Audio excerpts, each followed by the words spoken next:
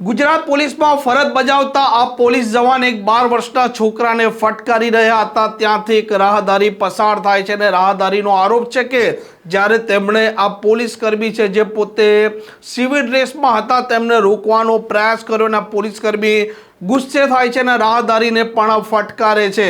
આ ઘટનાએ ચકચાર મચાવી છે। ક્યાંની ઘટના છે, શું મામલો છે અને ઉચ્ચ પોલીસ અમલદારોને તેની રજૂઆત શું થઈ છે તે મુદ્દે વાત કરવી છે।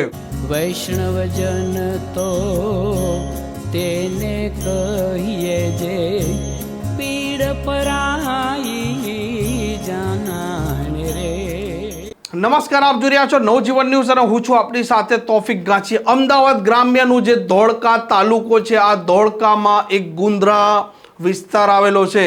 આ ગુંદ્રા વિસ્તારમાં જે પ્રકારે રાહદારીના આરોપ છે તે મુજબ એક પોલીસ કર્મચારી જે પોતે સિવિલ ડ્રેસમાં ઊભા હતા અને રાહદારીને તે પોલીસ કર્મી છે એવી કોઈ પણ પ્રકારની માહિતી નહોતી, પરંતુ આ રાહદારી એક 12 થી 13 વર્ષના છોકરાને ફટકારી રહ્યા હતા અને તેનો મોબાઈલ ઝૂંટવી રહ્યા હતા તેવો આ રાહદારીનો આરોપ છે। તે સમયે રાહદારી જેમનું નામ છે બિપિનભાઈ, તે પોતે ત્યાં તેમનું એક્ટિવા લઈને ઊભા રહે છે અને આજે અજાણ્યા વ્યક્તિ હતા તેમને પૂછે છે કે બાળકને તમે કેમ ફટકારી રહ્યા છો, પરંતુ આ અજાણ્યા વ્યક્તિ જે પોતે પોલીસ કર્મચારી જ છે અને આ ધોળકા ટાઉનમાં જ ફરજ બજાવે છે જેમનું નામ છે જગદીશ ઝાલા।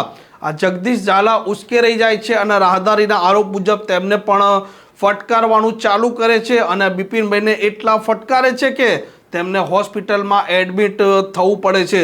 આ મામલો ખૂબ ચર્ચાઈ પણ રહ્યો છે અને જેના વિડીયો પર તમે જોયા ઉપર અને આ બિપિનભાઈ જેમનો આરોપ છે તે પણ આપ સાંભળો। કાલે સાંજે 6 વાગે હું ગુંદ્રા રોડ પરથી પસાર થતો હતો। ત્યાંથી એક નાના 12 વર્ષના છોકરાને કોઈ આધેડ વયનો વ્યક્તિ ખૂબ નશાની હાલતમાં મારતો હતો, એટલે મેં મારું એક્ટિવા ઊભું રાખ્યું અને એને કીધું કે કેમ મારે છે તો અને છોકરાએ પછી મને ફરિયાદ કરી કે મારો ફોન ભાઈ આ ભાઈ લઈ લીધો છે। પછી એ ભાઈ એ છોકરાને મૂકી અને મને મારવા લાગ્યા અને પછી પોલીસવાળા બોલાયા અને પછી ખ્યાલ આવ્યો કે આ પોલીસવાળો ખૂબ પોતે નશામાં છે અને બધાને મારે છે। આમાં બિપિનભાઈએ ધોળકા ટાઉનમાં તેમજ ઉચ્ચ પોલીસ અમલદારોને લેખિતમાં ફરિયાદ આપી છે અને આ મામલે પોલીસે તપાસનો ધમધમાટ ચાલુ પણ કર્યો છે।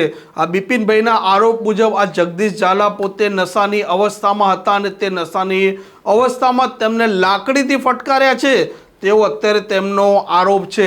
આ મામલે ડીવાયએસપી પીઆઈ કક્ષાના અને એસપી કક્ષાના અધિકારીઓ તપાસ કરી રહ્યા છે અને તપાસના અંતે જ જે કોઈ આરોપ લાગ્યા છે તે મુદ્દે સાચી હકીકત સામે આવશે। આ પ્રકારના સમાચાર, પ્રકારના અહેવાલ માટે નવજીવન ન્યૂઝની આ ચેનલ જોતા રહો। નમસ્કાર। વૈષ્ણવજન તો તેને કહીએ જે પીડ પરા